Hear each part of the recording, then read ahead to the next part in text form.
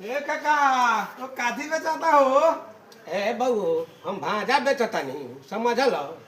ई कौन भाजा बेचता रहो? भाजा बेचता रहो कि भौजाई बेचता रहो? भाव जाई नहीं की बेचत ई बुढ़वा बुढ़िया वाली भाजा बेचतानी। ना हमरा नहीं के लागत कि तू भाजा बेचता रहो। आय काथी काथी डाले लो? ए बहू एमे टमाटर डालेनी, अच्छा। प्याज डालेनी, अच्छा हलर हरा मरचा डालेनी, अच्छा आलू डालेनी, अच्छा खटाई मिला के तो भाजा बनावेनी। ई भाजा से भाई खाने बनू। से लोग ठीक ठाक रही। ठीक रही कि जितना गैस से पेट में के निकल के बाहर चल जाई।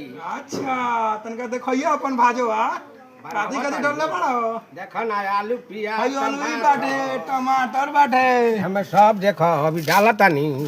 अच्छा तनका नीमन बनइयो। बेसी ना करिए।